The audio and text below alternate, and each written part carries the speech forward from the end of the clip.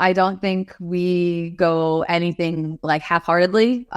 This team wants to win and be consistent at that. And so it starts with, not taking any days off for sure. So you could expect the team definitely going out there, playing our hardest, wanting to get the win. I think at this point in the season, it's all about getting better each game and then trying to peak at the right time.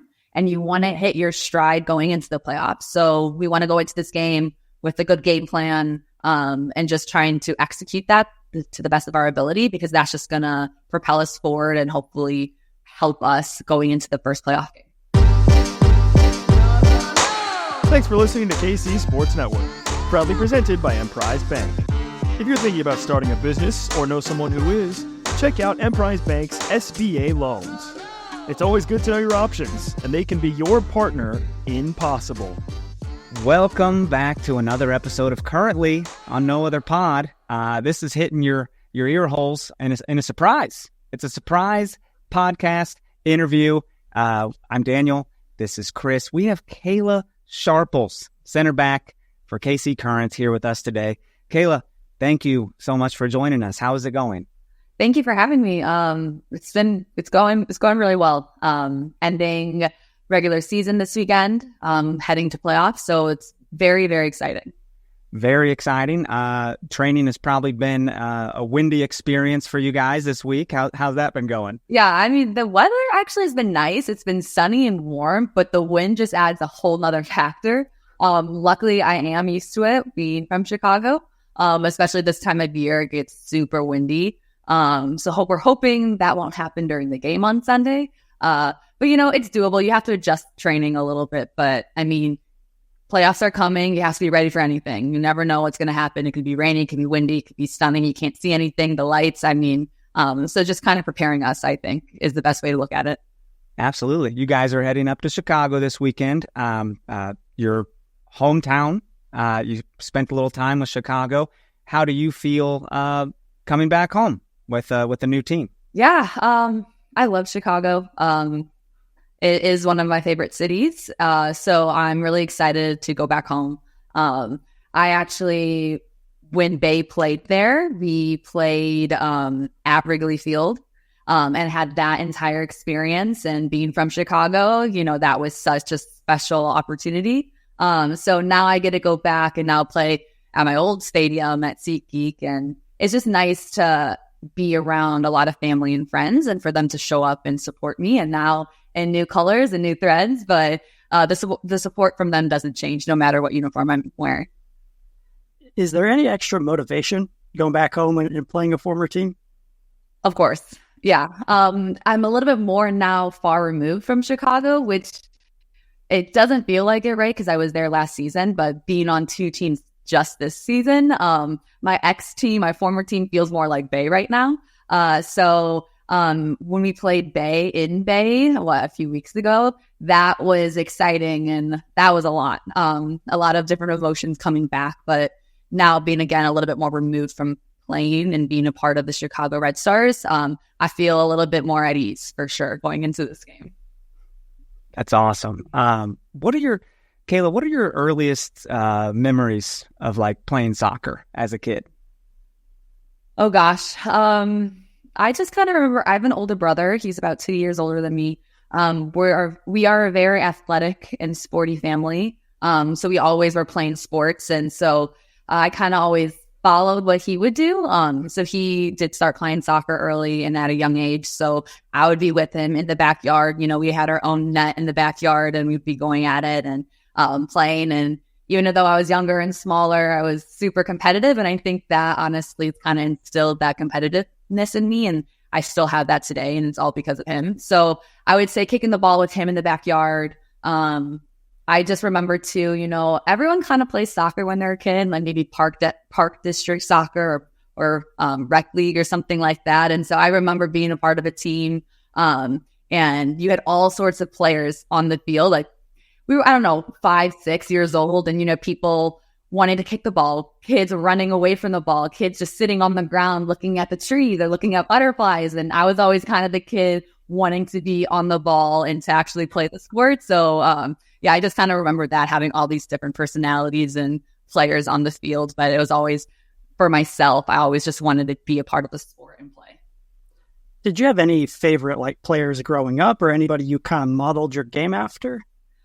I actually did not watch soccer a ton growing up, which looking back, I regret. I would say also wasn't as easily accessible as it is now. And obviously, we're still kind of striving for better access throughout the country and even globally. So I never really had a game on TV. But when I did, it was always the U.S. women's national team. It was always them in any sort of big tournament, Olympics, World Cup, or just any friendlies that we could get our hands on. So I loved Abby Wambach 100%. I started off actually as an attacker, not a defender. So I slowly made my way farther back. But she was just an incredible athlete, soccer player, but also just world class using her head. And that's something that I think is a big part of my game as well. So whenever she's scoring those header goals, got me extra excited and gave me the belief that even though I'm a defender now, I could, get on the end of set pieces or corner kicks and things like that. So she was definitely an idol of mine. Yeah, I remember we spoke to Izzy Rodriguez and Ellie Wheeler, and it sounds like all of you have that instinct to get forward a little bit. That's interesting. Now Wikipedia doesn't lie, by the way. So I think it says you played basketball in high school as well. Yes. And that has to be a reason that you are always jumping on top of the goal celebrations. I found a good 4 pictures on Google Images of you jumping on your teammates. I was just talking, I think, to some of my family members about this and about me always kind of jumping on my teammates. And I think it's being a defender, one, it's not the most glorious job. You don't get a lot of recognition. You're not scoring a lot of goals, things like that. And so when there's a moment where I can be a part of the team and in those goal celebrations or being actually together in a huddle, giving a hug to everyone, that's when I feel most like I'm a part of the team. So and you're seeing these photos and why I'm jumping or getting super excited or actually running forward to those celebrations. It's because, I want to bask in that celebration. I want to be kind of in that joy with them. And just the photos are kind of awesome. Yeah. They are. When was that switch? When did that flip for you when you were like, I want to focus entirely on soccer? So I actually love basketball. It was a really difficult decision for me. In fact, I actually think I was a better basketball player than I was a soccer player. But I had decided to play soccer in college. I think one of the reasons was, at the time, the recruiting process for soccer was so much earlier than basketball was. So I had verbally committed to Northwestern playing soccer when I was a freshman in high school. Couldn't even drive, but I had decided where I was going to go to school. And basketball recruitment didn't really start till junior or senior year. So I kind of had to almost in a way decide then. And I felt like I was on one of the best teams in the country for soccer. So that made, that gave me a little bit more confidence being like, oh, maybe this is the sport for me if I'm on a really good team and I'm starting and I'm playing and getting all those college looks. So I actually, after my senior year, though, I played basketball all through. I played club throughout high school. And I actually I had conversations with the basketball coaches at Northwestern because I loved it so much and I didn't want to give it up. But with everything going on with headcount scholarships and things like that, it just wasn't going to work out. I was a little bit too late to decide. Everything happens for a reason. Obviously, I don't think I would have had much of a life if I played both sports and they kind of overlap and everything. But my love of the game of basketball is definitely still there. But soccer just kind of was always that one sport that just kind of got me through everything. It always brought me a lot of joy and confidence because I was good at it. And I stuck with it because it was a passion of mine. Nice. What position did you play in basketball? Kind of all over as well. I was a shooting guard, point guard. It depends. My game was I like to drive a lot to the basket. But they put me everything. I was a forward. I was a center. Because of my height, I was always taller than everyone. But I always, my game was definitely trying to get to the basket any way possible, a little bit more than shooting. Nice. So you were drafted in 2019. Mm-hmm. obviously the NWSL Draft now is no longer, which is a big change for everybody. But it kind of walk me through your thoughts on that change in the league. Yeah, I mean, I think it gives a lot of power also to players in making their decisions. I think the whole reason why in the CBA the players were pushing towards not having the draft is because, right, soccer is a global sport and no other country does it this way. It has a draft. Of course, American sports, they have drafts, right? But it gives the choice, like we've had in previous drafts, maybe the top few players didn't want to necessarily go to the team that was drafting them. So then they went abroad. They elected to go to Mexico or somewhere in Europe and things like that. And so I think this kind of just brings it. If you are good and you want to pursue playing professional soccer, you have a little bit more of a decision. At the same time, I did actually enjoy the drafting process. I thought it was really, really cool. I was able to be there because I was in Chicago and I got drafted to my hometown team. So, those are some unique opportunities that maybe some players won't be able to see anymore.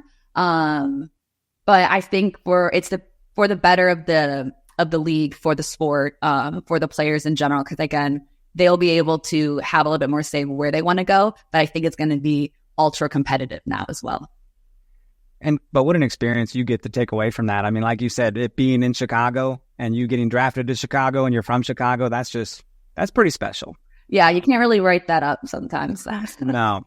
Looking for tickets for your next event? Tickets for Less is your #1 source. Save big on every purchase when you use promo code KCSN at ticketsforless.com. Well, you were with the Red Stars, or Chicago Stars now. Mm-hmm. Kind of weird. Won't even get into it. They're red on the flag. I don't know why we got to drop the red, but all right. You went on loan for a team in Finland, and then another team in Australia. Mm-hmm. That just sounds like quite the process. So what's it like to be playing? I'm in Chicago. I'm staying home. Life is good. And boom, I'm going off to Finland. What's that like? Yeah, so that process, first up, when I actually got drafted, I just put my name in the draft. I didn't think I was actually good enough to be drafted. And so my intention was always to play soccer abroad. I didn't know how long, maybe a year, maybe two, I wasn't quite ready to give it up. But luckily I got drafted and that all worked out. And I had a great rookie season, as in I didn't get to see a lot of minutes, but I learned a lot from the team around me. Some of the most world-class players. I was playing with Julie Ertz. We had Sam Kerr on the team at the time. So being able to, defend them, I 100% got better. And so I really enjoyed my rookie season. And then 2020 was my second year, and that was COVID. So we went and we did the bubble. And so I was in the bubble in Utah for, I think, 2 months, and it was a very, very difficult time. Of course, everything in the world and everything going on in the US and everything, it was a lot mentally and physically, emotionally. And so at the time after that finished, we didn't know if we were going to have a fall season. And so I had talked to my coach, and my priority was getting minutes, getting games, playing, getting a lot of time on the ball. And so we kind of made the decision. We don't know what's going to happen. We don't know if we'll have games. Go abroad, get some game time, see a different style of play. And so that's kind of what happened. Then there was a team that had contacted, I think, the Red Stars and the coach about me. And so, yeah, it just kind of worked out from there. It was a quick process. And I enjoyed it. I mean, COVID was definitely not as big wasn't as big in Finland at the time.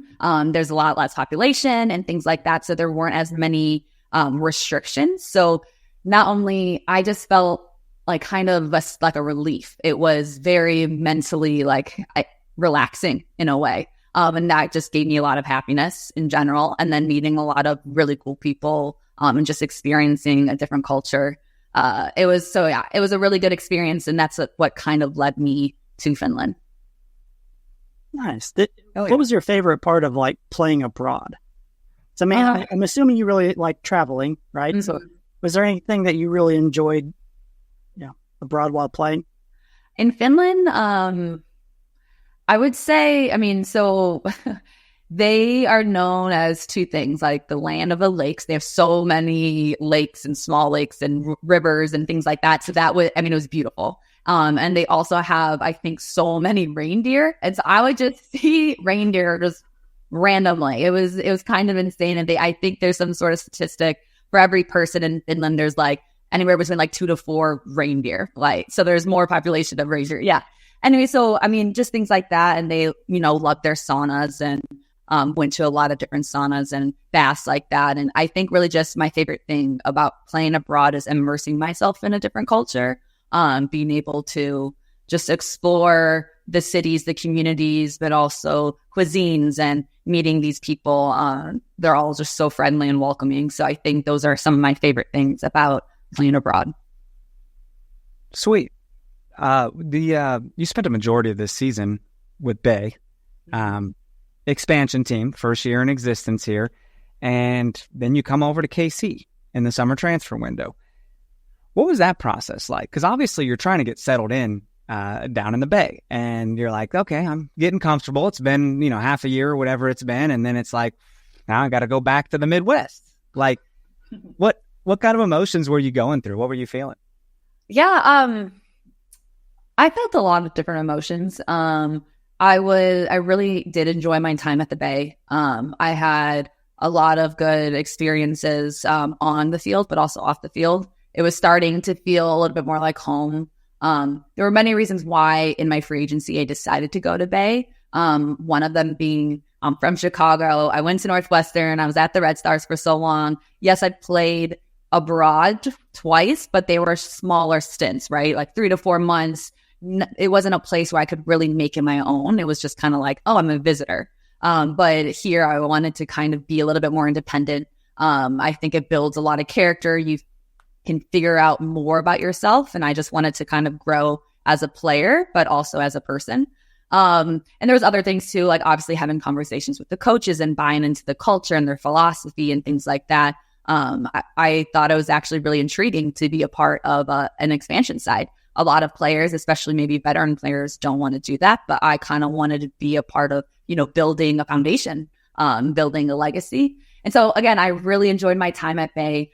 When everything that went down about my trade, I did have a say. So I think that's really important to note. Not a lot of players, at least now and previously, didn't have a say. Of course, with our new CBA, it has to be, players have to actually have a say in that. But so I think that is extremely important to note. And at the end of the day, Kansas City is just a world-class organization. Truly, they have so many great staff members and resources, and the facilities are incredible. And they are kind of providing everything that you have. And when they provide that, you just have to focus on performance in soccer. And so I already feel like a big part, they wanted to develop their players. Kansas City, and that's something that I still want to do in my career. So that actually made me really excited. That transition period of coming over to Kansas City, it was, of course, a little bit bittersweet, like leaving Bay and kind of feeling like I kind of left my journey there a little bit unfinished. But looking at it in a positive light, starting a new journey and really focusing on growing and being a better player was super important to me. And I think that's what really solidified my move and why I wanted to go and come to KC. Yeah, you came over to a very experienced center back group, Balasagar, Robinson and Cook. How do you approach coming into that type of situation where it's going to be incredibly competitive right out the gate? How do you approach that, that mental process? Yeah, and having conversations with Flacco and the coaching staff before I came, it's a tough group to get a starting position. You'll have to, it's not a spot that is going to be yours right away. You're going to have to work for it. It's not guaranteed. It's something that you'll have to earn. And again, being the competitor that I am, I really liked that. I thought given the resources that they had showed me and talked to me about, I felt like I would have a good environment to thrive, to succeed, to get better. And they showed me, different development, like player development, training sessions that they would do. They have different getting into certain film sessions once to twice a week, doing defensive unit things, doing center back oriented things. And again, those things made me feel like, okay, I can get better as a player, and that'll again give me more confidence. I can grow, and that will give me a better opportunity to put my foot through the door and get a starting spot. So yeah, I mean, it's really awesome to be surrounded by not only a very talented center back group, but a defensive group, and then also, the team as a whole, because it just if you're a professional athlete, you just always want to get better, right? And so to me, if I'm in this environment, that's going to motivate me a lot. And so that's just kind of the look and the viewpoint that I have going into Kansas City, and I still have that now. I love that.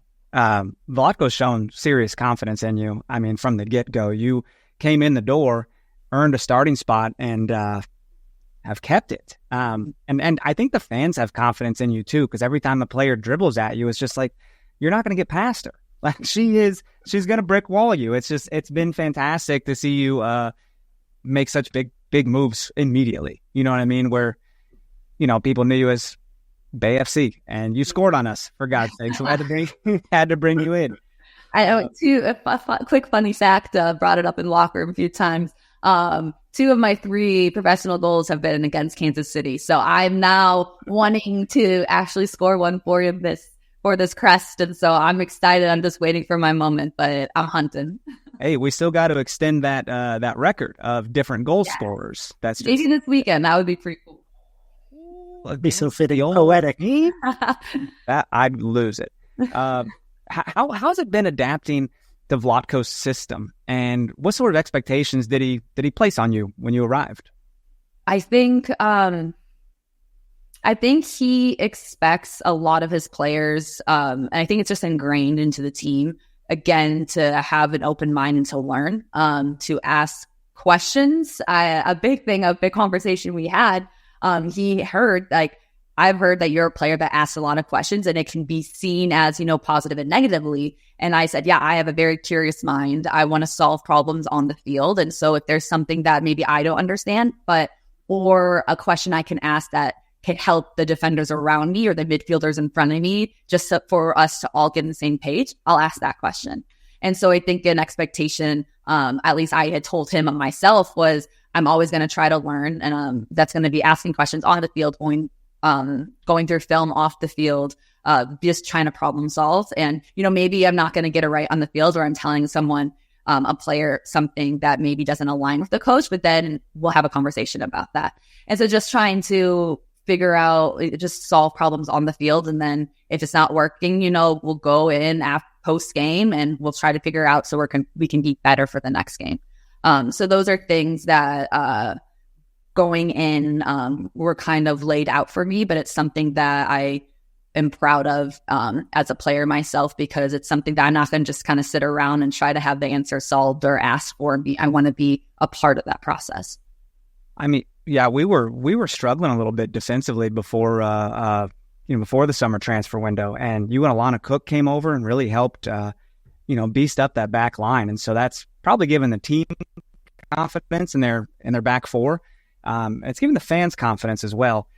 But you mentioned asking a lot of questions and learning, and here's something you can't learn. We have a video, and I want you to tell me how this went down, because this is wild. Nick, if you can cue up that video. Look at this, Kara. What is happening here? Look at this.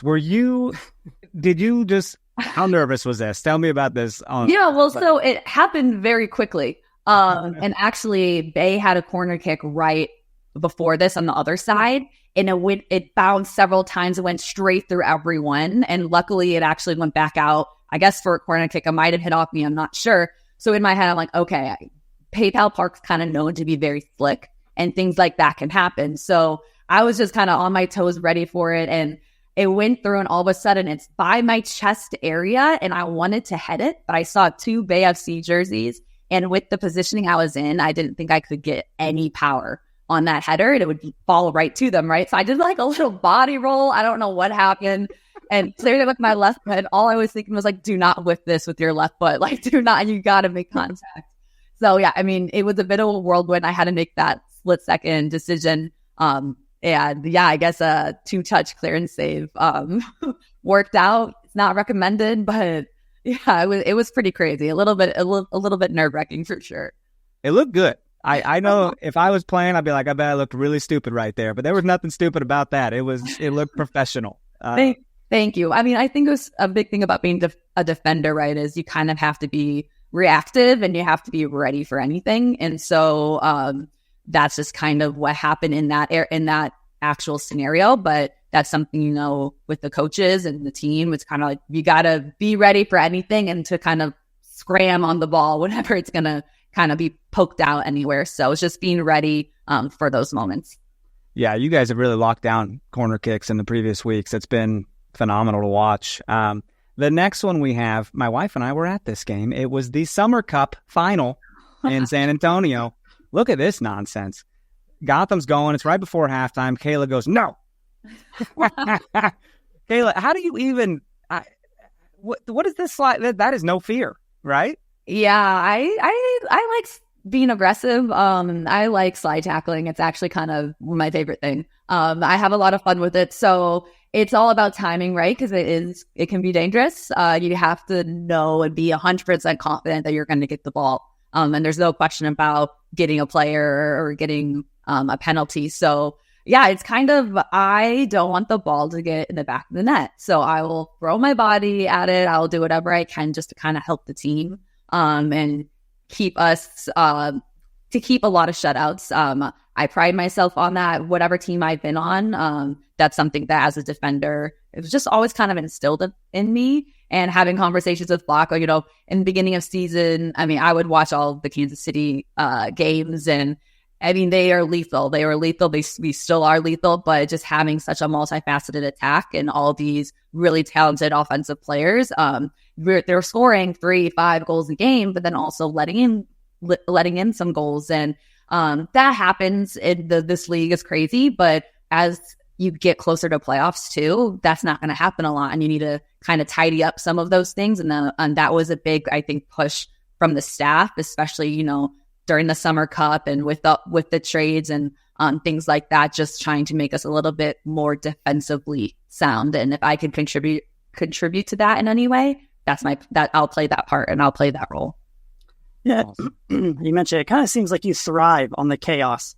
Right? Whenever there's like a 50-50 ball or some weird clearance and there's like a direct line on goal, you're right there. Is there like any kind of method to being in the right place or right time in those moments, or is it just instinct takes over, you black out, and you make the play? I think instinct takes over. I think it's positioning too, being able to kind of set yourself up for the most success in those areas. I think it takes practice too sometimes. That's what we do in our defensive unit work. But yeah, I would say honestly instinct and just being right, having a nose for, I'm going to disrupt anything that's in my way, in this path that's going to lead to the goal. I'm going to be the first one there, and they're not getting past me. And I think if you have that mindset, it helps a lot. But then it's the players around you also having that mindset. And I 100% believe that this team, every single player has that mindset. It's to be ultra aggressive. And get any sort of defensive toe poke, tackle when you can, slide tackle, aerial duel one. It's those things that I think make this team next level. Oh, yeah. I mean, you and Alana are what, 6 foot, 5'11"? I mean, it's you guys, quarter kicks happen, and it's like, get out of here. Nothing. Not anymore. Want to hit some fun little stuff here with you before we let you go. What do you like to do, like in your free time? What kind of hobbies do you have away from soccer? Yeah, I do love coffee shops and trying new ones. I need to do that a little bit more in Kansas City. But yeah, I love trying new local coffee shops and different drinks. So that would be like number one. Along with that is going and trying a lot of different restaurants. A lot of it revolves around food or drinks, spending money and kind of exploring that way.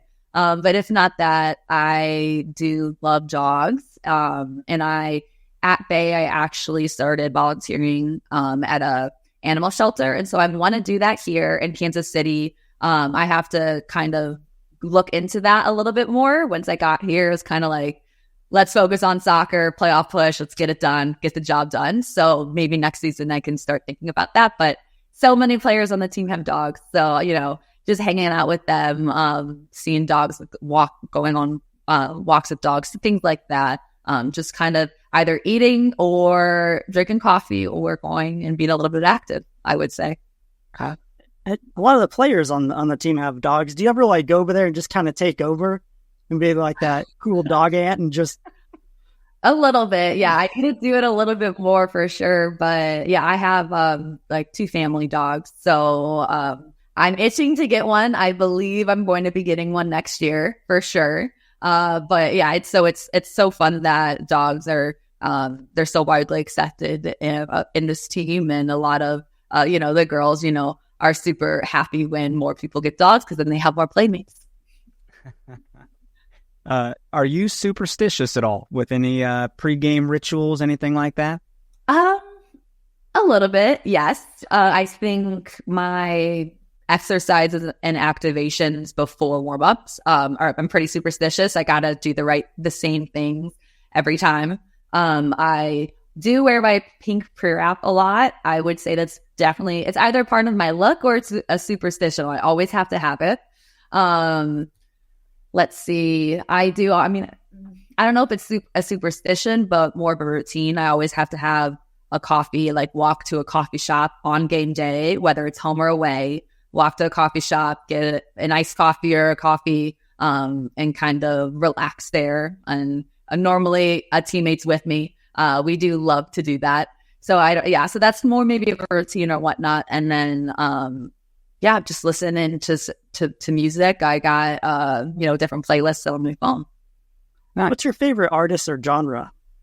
That's tough. I do love country. So I hear I'm in the right city for sure. So I love country. And I do kind of like, I don't really know what the genre is. It's kind of like soft rock pop. It's like the more mellow, kind of chill vibe music. I do really love that. I could listen to it every single second of every day. Nice. Circling back to that pink pre-wrap, I think there's about 6 of you that wear like either pink headbands or pre-wraps. You're making it awfully difficult to watch on TV. I'm like, was that Kayla? No, that was Ellie. Who was it? Yes, I've gotten that a lot, especially my family members who are watching it on TV. They're like, I can't tell if it's you or Ellie. I'm like, someone's going to have to change it. It's not me. I'm like, Ellie, come on, girl. Excluding CPKC Stadium, because obviously it's a magical place. It's the only women's purpose-built stadium. What's your favorite NWSL stadium to play in? I will say I did really enjoy playing in front of all the fans at PayPal Park when I was a part of BFC. Being a first-year team and having that the fans and that crowd come every single home game, it was pretty remarkable. I mean, the atmosphere there is quite amazing, especially if you're on their team. Now going into it, it's a little bit more chaotic. But like you mentioned, myself, but also the team kind of thrives in that chaos. So I would give them flowers for sure for how they showed up this year. Cool. Right. If you weren't playing soccer as a career, what would you be doing? I don't know. I would like to say I would like to travel the world again, explore all the different cultures and cuisines and just the outdoors. Oh my gosh. Do you have a blog or anything? I don't know. Channel? YouTube channel you're going to be walking around? Maybe that. Maybe not writing, but maybe like vlogging or something like that. Sure. If it's paid for, hey, I'm in. Last question, and we'll let you go. Final game of the season, this Sunday, 2:00, ESPN against your old team, Chicago. What should the fans expect? Like, how's training been leading up to it? What's the mentality of the team? A lot of teams are in a position where they're like, winning will not help our standings, losing will not hurt our standings, so just go out and try not to get hurt. I assume y'all are going to go for it, yeah? Yeah. I don't think we go anything like half-heartedly. This team wants to win and be consistent at that. And so it starts with, not taking any days off for sure. So you could expect the team definitely going out there, playing our hardest, wanting to get the win. I think at this point in the season, it's all about getting better each game and then trying to peak at the right time. and you want to hit your stride going into the playoffs. So we want to go into this game with a good game plan, and just trying to execute that to the best of our ability, because that's just going to propel us forward and hopefully help us going into the first playoff game. Maybe we just get, drop about 6 goals on them and go into the playoffs feeling pretty fine. Yeah, that would be nice. No. Well, good. Kayla, thank you so much for being here with us today. As fans, we appreciate it. We kind of geek out getting to talk to you. Welcome to KC. We're glad you're fitting in well, and good luck on Sunday. Thank you. Thank you so much for having me. Bro, well, that was cool. I mean, Kayla Sharples, everyone. Kayla, thank you so much for gracing this pod. She blessed our pod. It felt good, man. And what a great player. I've enjoyed watching her a ton this year. Has it not been fun to see someone try to get past her and it just doesn't happen time after time? I mean, yeah. Like every time there's a play that just doesn't go our defense's way, she's right there. Like she cleans up so much. She thrives on chaos. I think this whole the fan base just loves having her. I challenge you people. Yeah, a lot of times when I'm watching a game, could be any sport, I will pick someone to watch for that play. Like in football or something, I might watch a lineman to see if he gets his block or something, But I challenge you people to watch Kayla on Sunday. It's a storyline. Going back home, dude, the Chicago Stars, and to it's the final game of the regular season. Like, people are going to be jacked up. Watch her, man. She might have a game. Did she just tease a goal on our pod? Yeah, she said she has some extra motivation. She wants to get one. Listen, I mean, if they draw something up, some kind of set piece or whatever, I'll lose it. I'll be yelling in my basement. My dogs will get mad because they don't like when I yell. But I will be so excited. I mean, such a poetic ending, like, to the season, not only for us, but, for her as well. I really like the insight she gave around her coming to Kansas City. Like, she had to agree to do it. Like, that was a place she wanted to go to, or was willing to go to. Pretty wonderful. It's great. I can't imagine that if Kansas City's interested in you, you're going to snub them. Like, I don't know, just with what's happening around the club and, like, the building and just the movement, I can't imagine you're going to say no. But, maybe, you don't know, personal preferences. Maybe you wanted to build something at Bay. She had every right to stay at Bay and build that club from the ground up. She wanted to be a part of something, something like that, an expansion team. And she came here, and guess what? She's going to be a part of our first season with this new stadium, and going to make a run, man. And she's a big part of why we are where we are at. She didn't just get minutes at Bay FC, by the way. She played full games. Like, she was a pretty consistent starter. There were a couple things here and there where she came off the bench for like 16 minutes or something. That's right. Your boy looked up the stats. But dude, coming here, just kind of picking up where she left off, being a consistent starter for us. I look at the lineup and I'll be like, Schultz, Cook, Sharples, Rodriguez, Wheeler. I see the starting lineup and there's no surprises. Way back when, dude, seeing Sharples in the lineup might have been a surprise. Oh, new girls in the starting lineup?